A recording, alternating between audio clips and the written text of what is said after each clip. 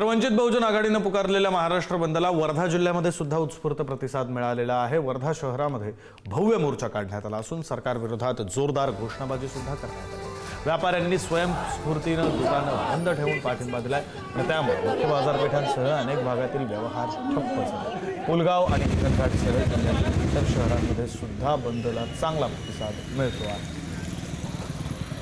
वर्धा बंदची हाक देण्यात आली आणि वर्धा बंदच्या हाकला उत्स्फूर्त प्रतिसाद दिसून येत आहे। सध्या वर्ध्यामध्ये मोर्चा निघालेला आहे। दिल्ली येथील जंतर मंतरवरील झालेल्या विद्यार्थ्यांवर लाठीचार्जच्या हल्ल्याप्रकरणी वंचित बहुजन आघाडीच्या वतीने महाराष्ट्र बंदची हाक दिली होती आणि महाराष्ट्र बंदच्या हाकला वर्धेतूनही उत्स्फूर्त प्रतिसाद देण्यात आला आहे।